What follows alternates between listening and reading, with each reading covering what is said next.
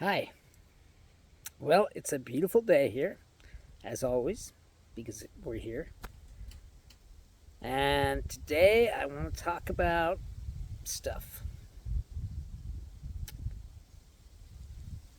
The way I envision the world is that there's the surface of the world, okay? And that's what we walk on and do business on and fly over planes on, and so on and so forth, okay? But underneath that is a vast ocean right beneath our feet, only we can't access it. What's in this ocean? Well, for one thing, peace. Incredible peace. Incredible joy. Incredible love. The love of God, one could say. Okay? And that may be true.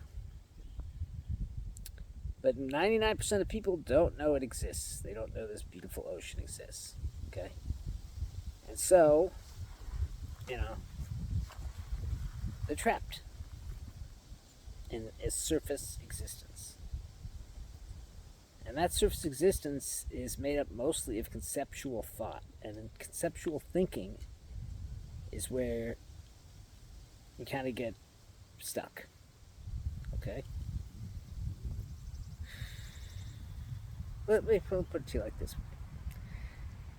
Um, Imagine for a moment, okay, that you're floating.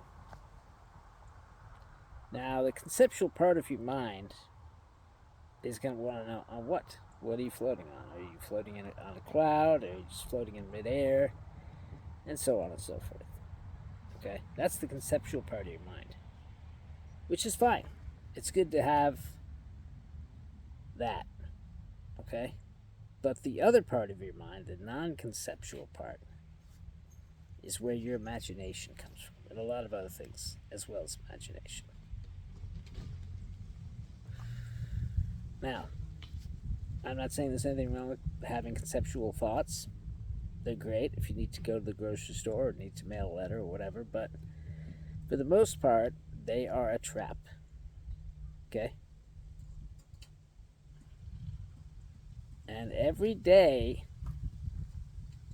people are just stuck in their emotional, conceptual thinking. Okay?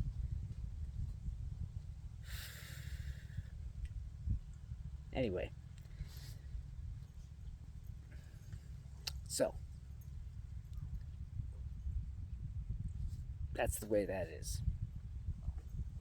And the essence of who you are, okay, is non conceptual, formless.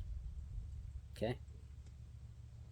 And if you can't see or feel or experience that essence because you've constantly got all this conceptual thought going on, then that's bad. Okay? Anyway, the main thing is that we need to try and think beyond every day. Okay? There is an immense dimension of love right at your fingertips. Anytime you want it, you can have it. All you have to do is stop thinking. Now, I know we need thinking. Thinking's important and everything. But is it worth it?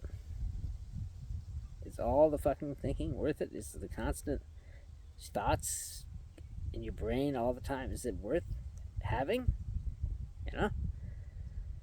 When you go into nature and you look around and you don't think, you just experience. Or when you're on a roller coaster, or you're jumping out of a plane, or climbing on a mountain, there's no time for thinking. There's only time for doing. And while you're doing with your body, experiencing these things, your mind shuts up. And why is that? Well, because, you know, something more important is happening. So your mind is capable of shutting up. Okay? And it's kind of important that it does that occasionally. There's a gap between thoughts. Every time you have a thought, there's a gap, and then another one comes along.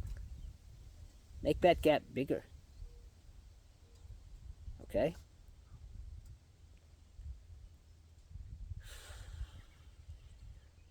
Well, anyway, the point I'm trying to make here is that you are a formless being inside this life suit. Okay? Or your life suit. Okay? And I call it that because the only thing close to it would be a spacesuit. You know. And if you're going to go into space, you damn well better have a spacesuit. And if you go into life, you gotta have a life suit. Okay? But beyond that, there is the special nature of your self that's not involved in being a somebody. Okay? And that nature is love. That nature is joy, peace, okay, wisdom. And if you don't grab it, try to have it, then you're missing something. That's just the way it is. Okay? And I don't want anyone to miss this feeling. I understand how it must be. I understand how you must feel. Believe me, I was there myself for years and years and years, upon decades and decades.